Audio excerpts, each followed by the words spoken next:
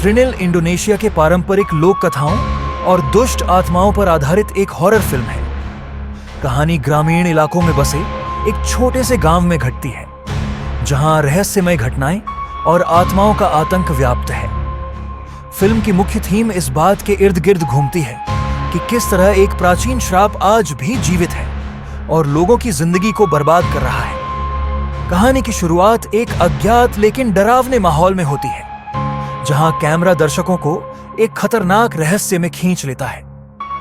यह फिल्म न केवल डरावने दृश्यों से भरपूर है, बल्कि इसमें इंसानी कमजोरियों और भय को भी गहराई से दिखाया गया है।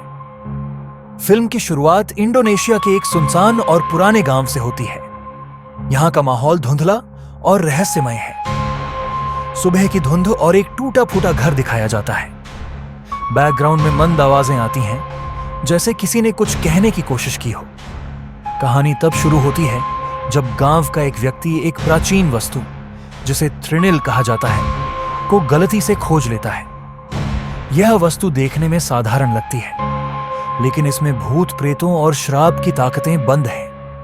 मुख्य पात्र हैं एक युवा लड़की जो पढ़ाई के लिए शहर से गांव आई है, आयु का दोस्त जो गांव के लोक कथाओं में विश्वास करता है, जो त्रिनिल के श्राप के बारे में जानता है। आयु और वायन गांव की प्राचीन कथाओं पर हंसते हैं, लेकिन बुजुर्ग उन्हें त्रिनिल से जुड़ी चेतावनी देते हैं। बुजुर्ग एक कहानी सुनाते हैं कि त्रिनिल एक ऐसी आत्मा है जिसे कई साल पहले गांव वालों ने एक प्राचीन वस्तु में बंद कर दिया था। अगर वह मुक्त हो गई तो गांव में तबाही मच जाएगी। आयु और वायन बुजुर्ग की बात को नजरअंदाज कर देते हैं और उस वस्तु के साथ छेड़छाड़ करते हैं। जैसे ही वे इसे खोलते हैं, अजीब घटनाएं शुरू हो जाती हैं। रात के समय वायन के घर पर अचानक दरवाजे खटखटने की आवाजें आने लगती हैं। जब वह दरवाजा खोलता है तो वहां कोई नहीं होता।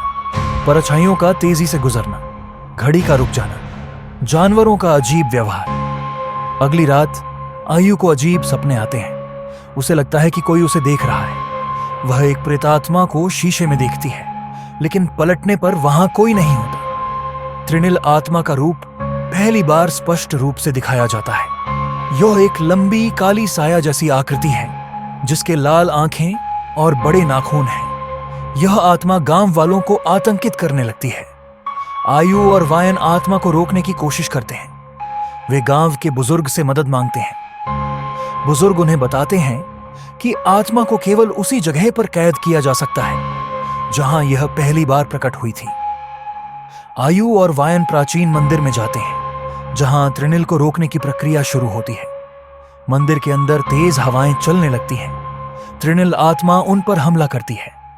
अंत में वायन खुद को बलिदान कर देता है और आत्मा को फिर से कैद कर लिया जाता है। गांव फिर से शांत हो जाता है, लेकिन आखिरी दृश्य में दिखाया जाता है कि त्रिनिल की शक्ति अभी भी पूरी तरह खत्म नहीं हुई है। फिल्म का आखिरी शॉट आयु को अकेले दिखाता है और बैकग्राउंड में त्रिनिल की हंसी सुनाई देती है, जो दर्शकों को डरावने एहसास के साथ छोड़ देती है।